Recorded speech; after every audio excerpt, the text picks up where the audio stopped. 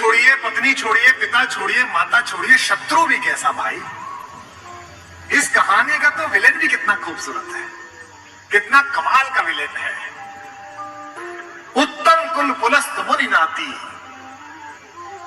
पुलस्त का नाती है भगवान शंकर का अनन्य भक्त।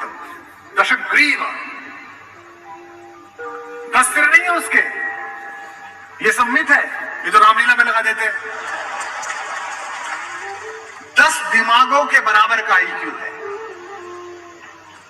जिसके ऊपर 10 सिरों की कृपा चलती हो, 10 काम एक साथ करता हो, 10 तरह से सोचता हो, उसका नाम दशानन है। 10 सिर वाला है। 9 ग्रह उसके चरणों में लेटे हुए हैं। शनि के ऊपर तो पैर रखे बैठा है। फिर भी राम से हार गया। क्यों हार गया? कारण बताता हूं। राम इच्छाओं से मुक्त है और रावण इच्छाओं के पाश में बना हुआ है।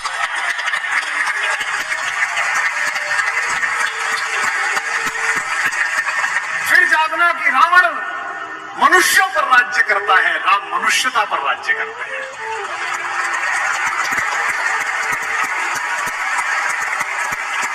आपको पता है कि जब भगवान ने युद्ध शुरू किया तो पूजा की। राम ने कहा जामवंत से, जामवंत सबसे सीनियर है, वो भी ब्रह्मा जी के पोते हैं, रावण के दादाजी के दोस्त हैं, पुलस्त मुनि के नाना के। कहा कि प्रभु महाराज जामवंत जी, मैं युद्ध करने जा रहा हूं, उससे पहले मैं पूजा करना चाहता हूं। जामवंत ने कहा करिए महाराज। तो बोले मेरे आराध्य तो शंकर हैं, शंकर राम की पूजा करते हैं और राम शंकर की पूजा करते हैं। इस कहानी से बड़ा समन्वय किसी का नहीं हो सकता। जामवंत ने कहा पूजा कर लीजिए महाराज। बोले मुझे एक ऐसा पंडित चाहिए जो शैव हो, शिव को मानने वाला, और मैं वैष्णव हूं तो वैष्णव भी। उन्होंने कहा कि इस जंगल में, इस युद्ध क्षेत्र में ऐसा कोई पंडित कहां मिलेगा भगवान? तो उन्होंने कहा पूजा कैसे होगी फिर? तो जामवंत ने कहा एक पंडित मेरे ध्यान में है, पर वो आपका पुरोहित बनेगा नहीं। बोले कौन? बोले पुलस्त मुनि का नाथी महारथी रावण, वो शिव का भक्त है और वैष्णव भी है, उससे करा लीजिए। सोचिए जिसको हराने जा रहे हैं उससे पूजा। राम ने जामवंत से कहा कि महाराज पूछ के तो आइए, अगर महापंडित रावण आज्ञा दे दें इस यज्ञ के लिए तो मैं कर लूं। रावण को पता चला कि जामवंत बुलाने आए हैं। रावण ने अपने सैनिकों से कहा कि जैसे ही दादा जामवंत आए, कोई उनसे प्रश्न ना करे, उन्हें बस महल का मार्ग दिखा दे, हाथ जोड़ के सब चरण छुए। जामवंत पहुंचे, रावण किले के द्वार पर चरण छूने आया। कहा कि पितामह मैं आपको प्रणाम करता हूं, मैं धन्य हुआ कि आप पधारे। जामवंत ने कहा कि मैं बहुत प्रसन्न हुआ तुम्हारी अतिथि सेवा देखकर। बिठाया, पूछा कैसे आए हैं? जामवंत ने कहा मैं एक इच्छा लेकर तुम्हारे पास आया हूं। एक मेरे साथ 2 जजमान हैं, वो एक यज्ञ करना चाहते हैं युद्ध शुरू करने के लिए। उन्हें एक ऐसे पंडित की आवश्यकता है जो शैव भी हो और वैष्णव भी। तुमसे अधिक गुणी व्यक्ति तो पृथ्वी पर नहीं है, क्या उनका पुरोहित बन सकोगे? क्या पूछा रावण ने? पहला क्या करैक्टर है, वाह। रावण ने कहा जहां तक मुझे सूचना है, आपके दोनों यजमान अयोध्या के निर्वासित राजकुमार राम और लक्ष्मण तो नहीं है? जामवंत ने कहा हाँ दशरथ, वे ही दोनों हैं, क्या आप स्वीकार करेंगे? उसने हाँ ना नहीं करी। फिर बोला क्या उनके यज्ञ का उद्देश्य लंका विजय है? जामवंत ने कहा हाँ उनका यही उद्देश्य है, क्या आप स्वीकार करेंगे? उसने कहा मैं तो जिज्ञासा के लिए पूछ रहा था, अन्यथा द्वार पर आकर किसी पंडित से कोई यज्ञ के लिए कहे, अस्वीकार करना उसका धर्म ही नहीं है। मैं आपके साथ चलूंगा और उनका यज्ञ कराऊंगा।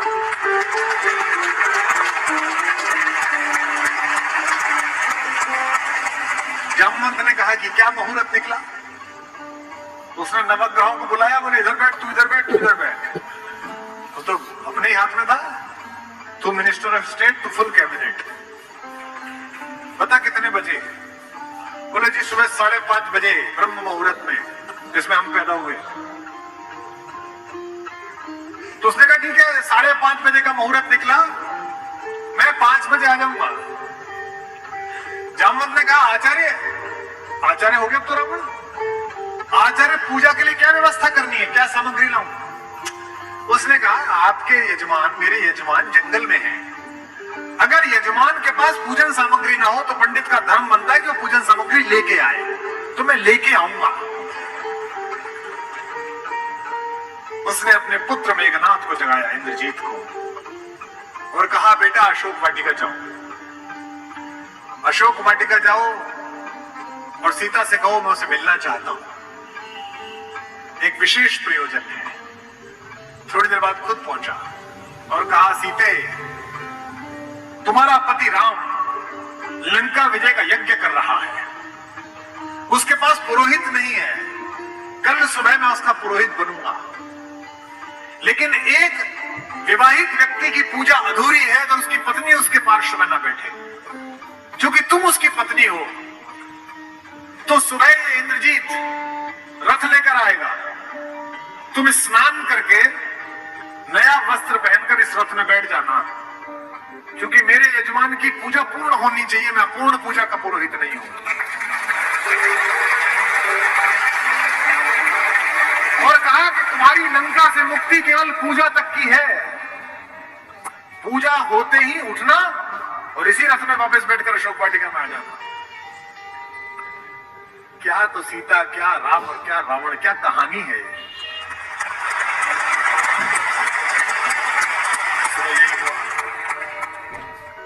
शिवलिंग की स्थापना हुई, बालुका की मृत्यु से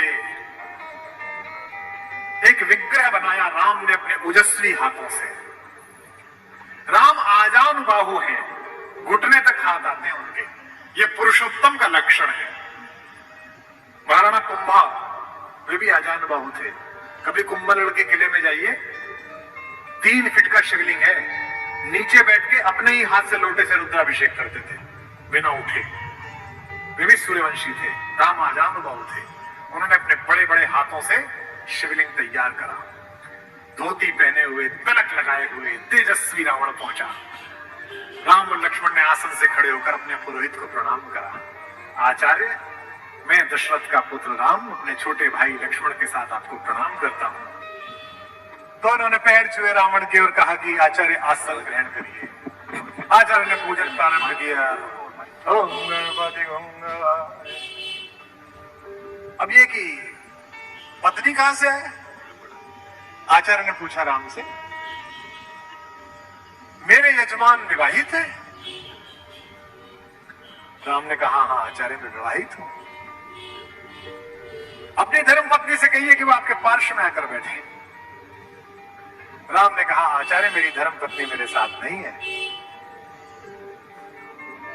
तो जामवंत ने कहा आचार्य पूजा कैसे होगी? बोले पिता में मैंने आपसे कहा था कि किसी यजमान के पास अगर सामग्री किसी भी तरह की पूरी ना हो, कोई व्यवस्था पूरी ना हो, तो आचार्य का धर्म है कि वो पूरी व्यवस्था बना के लाए। बेटा इंद्रजीत, यजमान की पत्नी को उनके पार्श्व में स्थापित करो।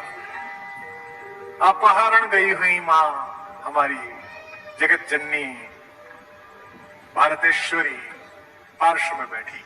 पूजन प्रारंभ हुआ, सारी अर्चना हुई और पूजन के बाद रावण ने कहा कि मैं आप दोनों यजमानों को आशीर्वाद देता हूं कि आप दोनों जिस संकल्प के कारण ये पूजा कर रहे हैं, आज सारे देवता उपस्थित होकर आपके संकल्प को पूर्ण करना आशीर्वाद देता हूं। हमारे गांव में गीत गाया जाता था, बना पुरोहित रामचंद्र का जय का वर दे आया। जब चलने लगे तो राम ने पूछा, बोले आचार्य दक्षिणा? तो आचार्य हंसा। बोला त्रैलोक्य की संपदा आपके आचार्य के पास है, कुबेर का रथ आपके आचार्य के पास है, ऐसे में मेरा वनवासी मुझे क्या दक्षिणा देगा मेरा यजमान? तो राम ने कहा कि मैं रघुवंशी हूं, दक्षिणा के बिना पूजा कराना मेरे लिए निष्फल हो जाएगा, आप दक्षिणा तो मांगिए। तो रावण ने कहा कि मैं आपसे समय पर दक्षिणा मांग लूंगा। राम ने कहा उस समय में देने योग्य बचा या ना बचा, आचार्य बता तो दीजिए कि दक्षिणा क्या है। आचार्य ने दक्षिणा मांगी, उस पर रावण को भी राम की तरफ से प्रेम भेजा जा सकता है। आचार्य ने कहा मेरी दक्षिणा यही है कि आचार्य का जब अंतिम समय आए तब दोनों यजमान मेरे सामने उपस्थित रहे। एक अंतर समझ लेना राम और रावण में, आप ढूंढना आपके अंदर रावण है कि राम है। राम के पास जो है वो पर्याप्त है और रावण को जो प्राप्त है वो पर्याप्त नहीं है। रावण के पास पंचकन्याओं में पूजित हमारे मेरठ की पंचकन्याओं में सबसे सुंदर स्त्री मंदोदरी जैसी सती मां उनकी पत्नी है, लेकिन उसके बाद भी जंगल में घूमते हुए एक तपस्वी की वलकल पहने हुए युवती को अपनी रानी बनाना चाहता है। लेकिन युद्ध के आखिरी दिन जब रावण पड़ा हुआ है नीचे निश्चेष्ट, उसका शव पड़ा हुआ है, तो मंदोदरी ने विलाप करने के बाद पूछा वो कहां गया जिसने इसे मारा। लोगों ने कहा वहां बैठा। समुद्र के किनारे शाम ढल रही है, सूरज डूबने वाला है और रघुवंशी राम उदास एक पत्थर पर बैठे हुए कि इतना रक्तपात क्यों हुआ, दुखी है राम लाशों को देखकर। मंदोदरी गई, कमांडो खड़े हुए उनको रोकने के लिए, लेकिन देखा कि माता मंदोदरी आ रही तो पुलिस वाले हट गए, वानर हट गए, पीछे से पहुंची। चिंताग्रस्त राम ने अचानक एक स्त्री की छाया देखी जो पैर के आसपास आ रही है। राम सचेत होकर उठे और पलटकर कहा कि देवी मैं आपको प्रणाम करता हूं, इस निर्जन रण क्षेत्र में आप कौन हैं?